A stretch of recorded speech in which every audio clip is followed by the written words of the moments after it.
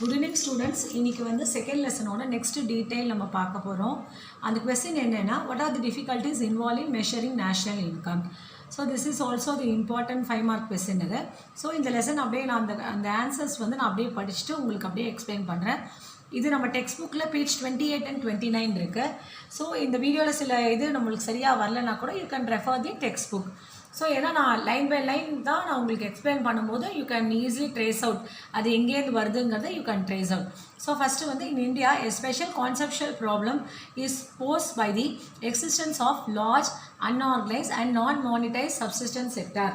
So அந்த எக்ஸிஸ்டன்ஸ்ன்றது என்னது வாழ்தல், அன்ஆர்கனைஸ்டுன்றது அமைப்பு சாரா துறைகள், நான் மானிட்டைஸ்ன்றது பணமாக்கப்படாத துறைகள். அதை மாதிரி இருக்கிற இடத்துலாம் வந்து நம்ம தேசிய வருமான இது வந்து கண்டுபிடிக்கிறது கஷ்டம். அதே மீறி என்னென்னலாம் ப்ராப்ளம்ஸ் டிஃபிகல்ட்டிஸ் இருக்குங்கிறத இந்த இந்த இந்த கொஸ்டின்லாம் நம்ம சொல்கிறோம். ஃபஸ்ட்டு வந்து ட்ரான்ஸ்ஃபர் பேமெண்ட்ஸ்.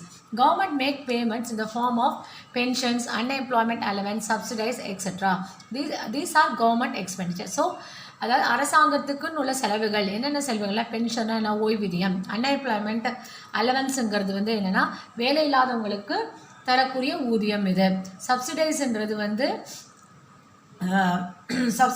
அது ஒரு சப்சிடைஸுங்கிறது மானியம். இதெல்லாம் வந்து அரசாங்கத்தோட செலவுகள். இந்த செலவுகள் எல்லாமே நம்ம வந்து நேஷ்னல் இன்கம் கண்டுபிடிக்கச்சே வந்து நம்ம இன்க்ளூட் பண்ணலை. So this also one of the important problem in finding out the correct value கண்டுபிடிக்கிறதுக்கு ப்ராப்ளமாக இருக்குது. செகண்ட் வந்து என்னென்னா second problem difficulty in assessing depreciation allowance. So depreciation அலவன்ஸ்ன்றது என்ன, டிப்ரிசியேஷன்ன்றது என்னென்னா இந்த ஃபிக்ஸட் அசட்ஸ்க்கு நம்ம இது பண்ணுற செகண்ட் பாயிண்ட் என்னென்னா difficulty in assessing depreciation allowance. அது என்னென்னா ஃபஸ்ட்டு அதை படிச்சிடுறேன். The deduction of depreciation allowance, accidental damage and replacement charges from the national income is not an easy task. So it requires high degree of judgment to assess the depreciation allowance and other charges. Depreciation allowance என்றது fixed assets க்கு நம்ம பண்ற டிப்ரிசியேஷன்ன்றது தீமான இது அது தென் accidental damage, ஒரு accident நடந்துருச்சு, so அதுக்கு வந்து உங்களுக்கு ஈடு கட்டுறதுக்கு டேமேஜ் அது மாதிரி ஏதாவது வந்ததுன்னா ஆக்சிடென்டல் டேமேஜுங்கிறது தற்செயலாக நடக்கிற சேதங்கள், அந்த சேதத்துக்கு வர இன்கம்ஸு, அப்புறம் வேறு ஏதாவது பொருட்கள் ரீப்ளேஸ்மெண்ட் சார்ஜஸ், இதெல்லாம் வந்து நேஷ்னல் இன்கமில் நம்மளுக்கு கணக்கிடப்படலை. ஏன் கணக்கிடப்படலைன்னா அது கணக்கு பண்ணுறதுக்கும் ரொம்பவே கஷ்டமான, அசஸ் பண்ணுறதுக்கு ரொம்ப கஷ்டமான, ஜட்ஜ் பண்ணுறதுக்கு it needs lot of experts. அதனால் வந்து அது வந்து கணக்கில் கணக்கு இல்லாததுனால கரெக்டான நம்மளுக்கு நேஷ்னல் இன்கம் கண்டுபிடிக்க முடியல. தேர்ட் பாயிண்ட் வந்து என்னென்னா unpaid services. Unpaid services in a housewife renders a number of useful services like preparation of meals, serving, tailoring, mending, washing, cleaning, bringing up children is not paid for them, and the services are not directly included in national income. So ஒரு ஹவுஸ்வைஃப்னால் யாருன்னு தெரியும் உங்களுக்கு, இல்லத்தரசிகள் பண்ணுற நிறைய வேலைகள் வந்து நம்ம வந்து அவங்களுடைய சர்வீசஸ் எதுவுமே நம்ம நேஷ்னல் இன்கமில் இன்க்ளூட் பண்ணல. ஏன்னா இது லவ் அண்ட் அஃபெக்ஷன் மூலமாக பண்ணுற சர்வீஸுன்றதுனால அதை வந்து நம்ம நேஷ்னல் இன்கமில் இதை இன்க்ளூட் பண்ணலை. வேறஸ் வந்து டொமஸ்டிக் இதுக்கு வந்து சர்வன்ட்ஸ், நம்ம டொமஸ்டிக்கு வேலை செய்கிறவங்களுக்கு we are bad for them. அதே மாதிரி ஃப்ரெண்ட்ஸ் மூலமாக வேலை செய்கிற இது அந்த வேலைகளுக்கும் வந்து நம்ம வந்து அந்த நேஷ்னல் இன்கமில் இன்க்ளூட் பண்ணல. அதுதான் இந்த பேராகிராஃபில் there are number of goods and services which are difficult to be assessed in money terms in the reason state above, such as rendering service to the friends, painting, singing, dancing, etcetera. So இப்போ இருக்கிற இதில் வந்து ஏன் அந்த ஆக்சுவலாக national இன்கம்ன்றது எதெல்லாம் நம்ம பண மதிப்பீடு பண்ணுறது தான் நம்ம நேஷ்னல் இன்கமாக இன்க்ளூட் பண்ணுவோம். ஆனால் இப்போ ஃப்ரெண்ட் மூலமாக வர்றது, நம்ம செய்கிற வேலைகள் வந்து ஃப்ரெண்ட்ஸ்க்கு வேலை செய்கிறது, சர்வீசஸ்ஸு, பெயிண்ட் பண்ணுறது, பாடுறது, டான்ஸ் ஆடுறது, அதெல்லாம் வந்து அந்த சர்வீசஸ்லாம் நம்ம வந்து இன்க்ளூட் பண்ண முடியாது. லாஸ்ட் வந்து என்னென்னா income from illegal activities. Income earned through illegal activities like gambling, smuggling, illicit extraction of liquor, etc. is not included in national income. So உங்களுக்கு என்னென்ன கேம்லிங்னா என்ன, சூதாட்டம், ஸ்மக்லிங்னா என்னது, கள்ளக்கடத்தல், அப்புறம் வந்து illegal extraction of illegal extraction of லிக்கருங்க சட்டவிரோத மதுபான இதெல்லாம் வந்து நம்ம நேஷ்னல் இன்கமில் இன்க்ளூட் பண்ண மாட்டோம். ஏன்னா அவங்க வந்து எந்த ஒரு சர்வே சொசைட்டிக்கும் அவங்க அது வந்து யூஸ்ஃபுல்லாக பண்ணலைங்கிறதுனால அதை நம்ம இன்க்ளூட் பண்ண மாட்டோம். நெக்ஸ்ட்டு பாயிண்ட் வந்து என்னென்னா production for self consumption and changing price. Farmers keep a large amount of food and other goods produced on the farm for self-consumption. The problem is whether that part of the produce which is not sold in the market can be included in national income or not. So என்ன பண்ணுறாங்க, farmers அவங்க உற்பத்தி பண்ணுற பொருட்களை பாதி வந்து அவங்க self கன்சம்ஷன்றது அவங்களுடைய தேவைகளுக்கு எடுத்து வச்சுக்கிறாங்க.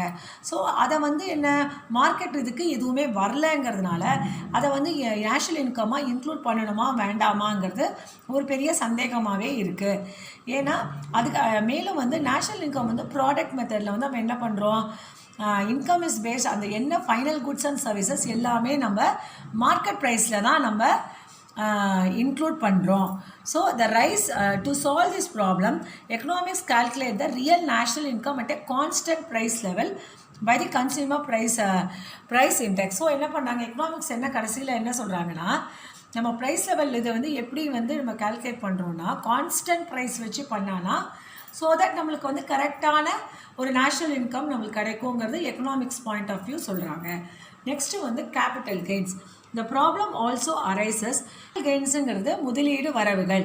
த problem also arises with regard to capital gains. Capital gain arise when a capital assets such as house, other property, stocks or shares etc. is sold at higher price.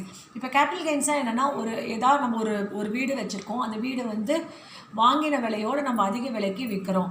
So அந்த லாபத்தை வந்து நம்ம வந்து அந்த நேஷ்னல் இன்கம்க்கு calculate பண்ணுறதில்ல.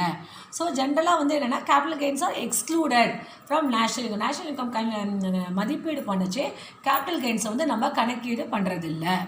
Next last statistical problem. Statistical ப்ராப்ளம்ன்றது வந்து என்னென்னா ஸ்டாட்டிஸ்டிக்கல் ப்ராப்ளம்ங்கிறதுனா புள்ளி விவரங்கள். There are statistical problems too. Great care it's required to avoid double counting. Double கவுண்டிங்னா ஏற்கனவே சொல்லியிருக்கேன், இட்ஸ் அன் அக்கௌண்டிங் எரர். ஒரு இதை வந்து 2 தடவை நம்ம கால்குலேட் பண்ணுறது. So statistical data may not be perfectly reliable when they are complaint from numerous sources. ஏன்னா நம்ம ஒரு ஸ்டாட்டிஸ்டிக்கல் இதனால் ஒருத்தர் வந்து என்ன பண்ணுவாங்க, அவர் டேட்டா கலெக்ட் பண்ணுறதுக்கு பல மனிதர்களை சந்தித்து பல தொழில்களை வச்சு நம்ம அந்த டேட்டா கலெக்ட் பண்ணணும் போது அவர் வந்து நான் எக்ஸ்பர்ட்டாக இருக்கணும். சம்டைம்ஸ் வந்து நம்ம கரெக்டான டேட்டாஸும் நம்மளுக்கு கிடைக்காது. Skill and efficiency of the statistical staff and cooperation of people at large are also equally important is estimating national income. So அந்த டேட்டாஸ் கொடுக்குறவங்க வந்து ரிலையபிளாக இருக்கணும், கரெக்டான இது இருந்தால் தான் நம்மளால் அக்யூரேட்டான நேஷ்னல் இன்கம் கண்டுபிடிக்க முடியும். So these are the difficulties involve in measuring national income. Again நான் சொல்கிறேன், இது question very important. This is also a repeated 5 mark. So ஈஸியாக இருக்குது. ஸோ இதை நீங்கள் புரிஞ்சுக்கிட்டிங்கன்னா you can write on your own words also. So நான் next வீடியோவில் உங்களை மீட் பண்ணுறேன் நெக்ஸ்ட்டு ஒரு 5 மார்க்ஸில். If you like this video share and subscribe. Thank you.